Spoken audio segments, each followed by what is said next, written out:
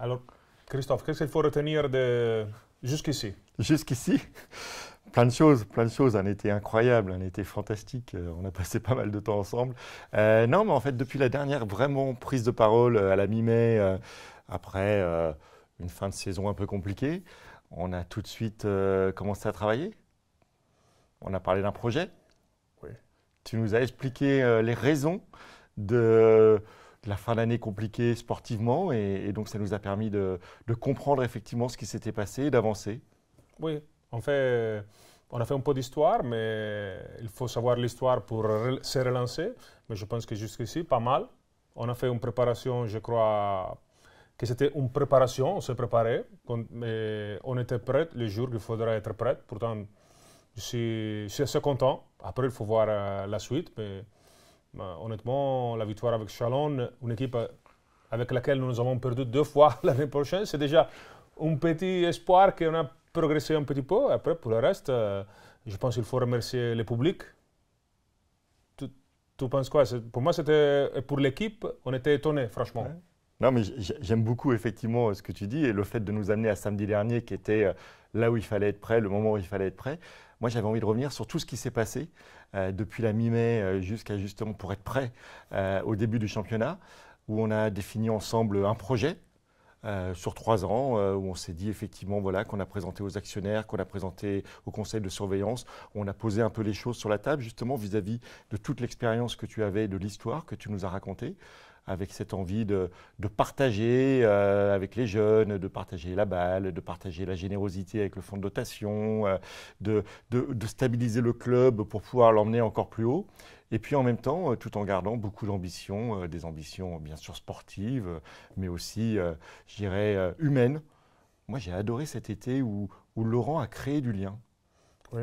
En fait, je pense que Laurent, ça colle beaucoup avec l'identité et l'ADN de la SIG et de Strasbourg. Ça, c'était la première pierre, une grosse pierre de notre projet. Et après, c'est clair qu'il faut gagner des matchs, mais on est assez content de travailler avec cette façon d'être. Après, il est juste nommé même adjoint de l'équipe de France, pourtant ça veut dire que c'est un bel choix.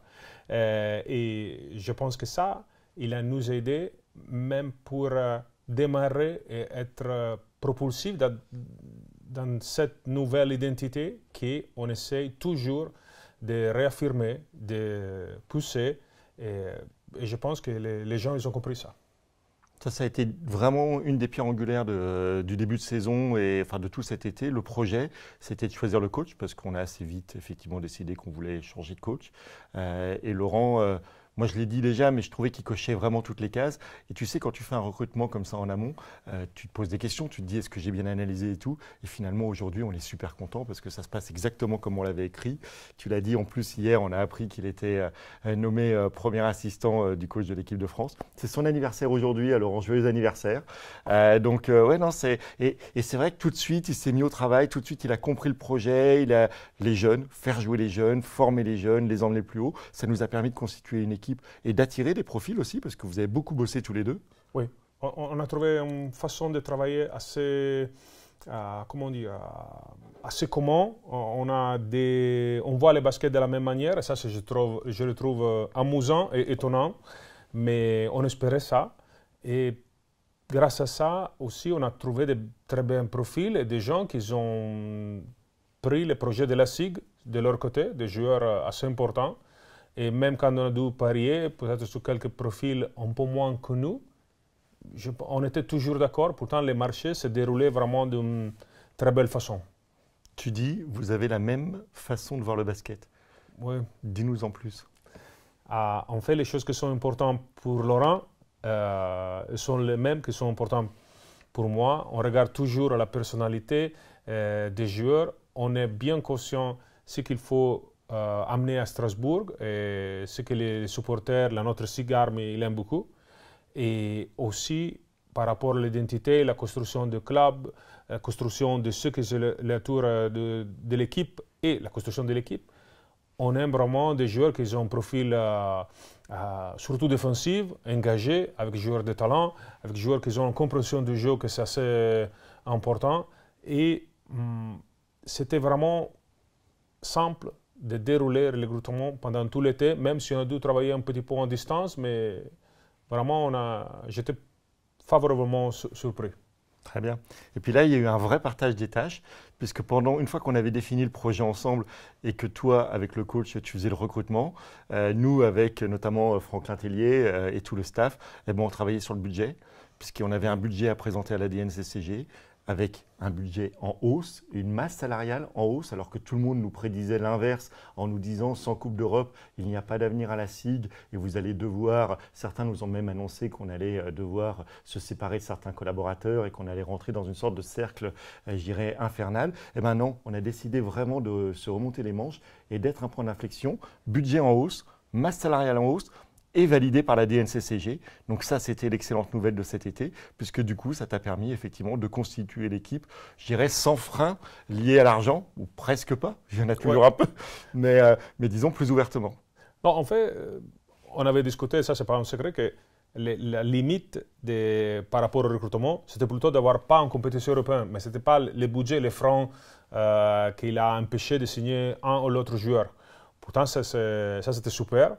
Et avoir un masse salariale qui nous permis de construire une équipe assez intéressante, il nous donne un état d'esprit qui c'est plutôt de curiosité. Il y a 12 mois, j'approchais la saison avec beaucoup d'inquiétude, avec un peu peur, même car il y avait les 3 décembre. Mais cette saison, on a vraiment l'envie de découvrir ce qu'on a construit cet été.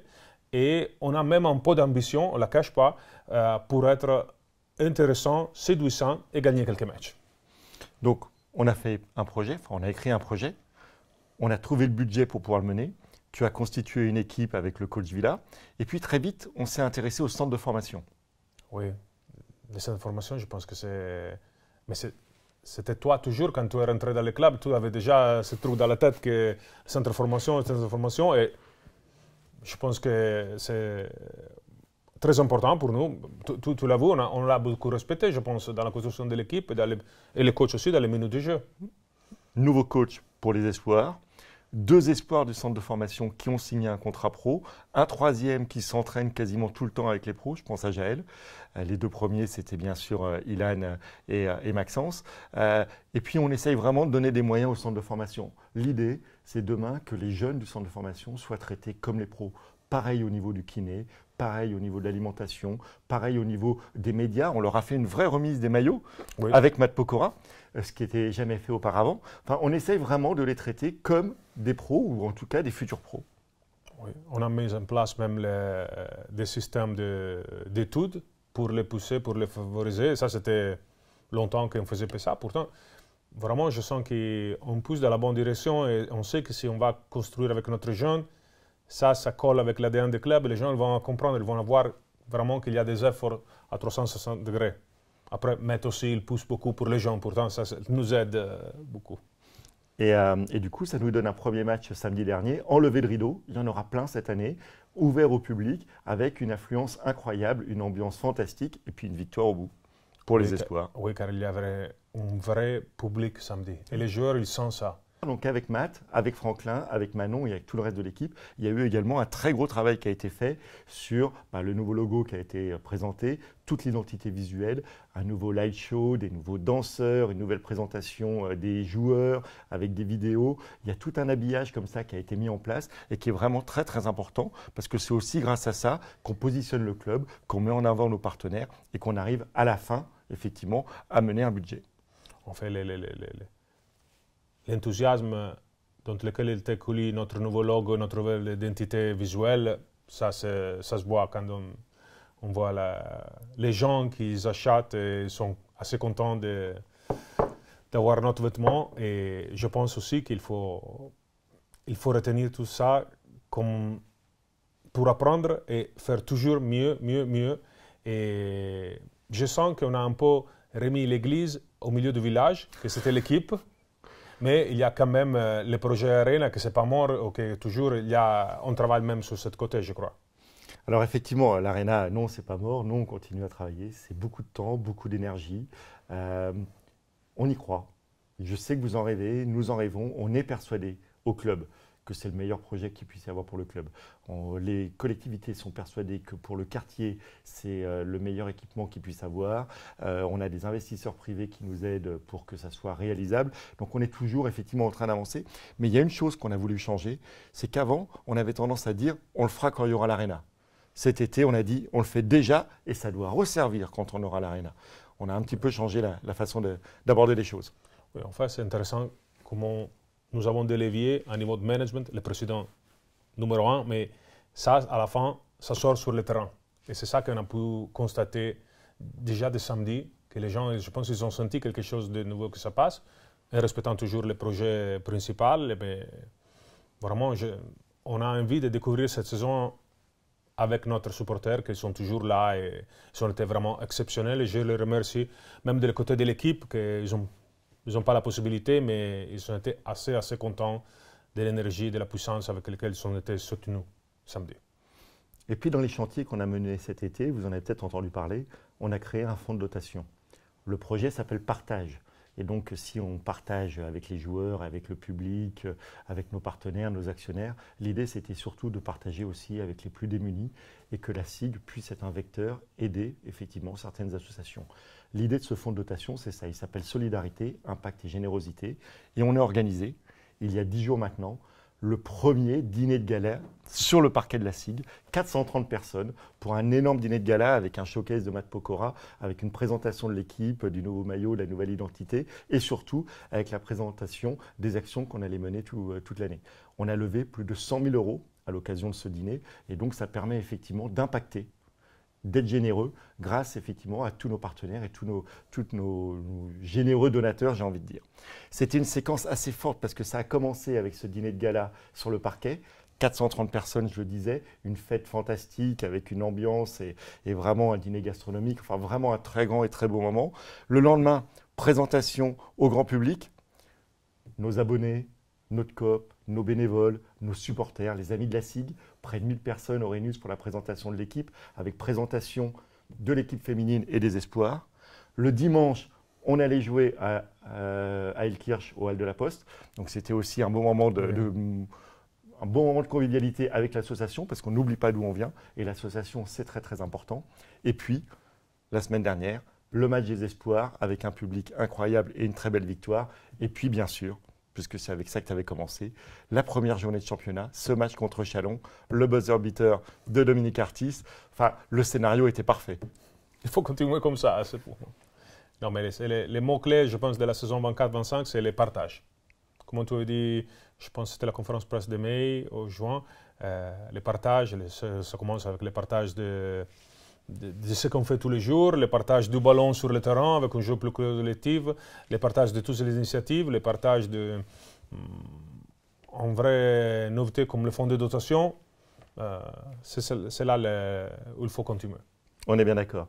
Et pour partager, on va vous partager, parce que c'est aussi notre façon de voir les choses, avec un peu de transparence, quelques chiffres. Aujourd'hui, la SIG, c'est 136 entreprises actionnaires.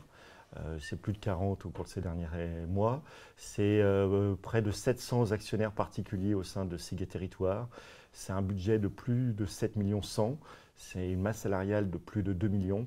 Enfin, ce sont que des chiffres en hausse. C'est plus de 2700 abonnés, ce qui est un record aussi pour le club. Enfin, il y a une vraie dynamique qui est en place. Et tout ça, c'est grâce à vous. Nous sommes juste là pour essayer que ça fonctionne et d'aller plus haut, plus vite et plus loin. Et il faut le faire. Merci Nicolas. Merci Christophe. Et bon match dimanche à Monaco. On continue comme ça.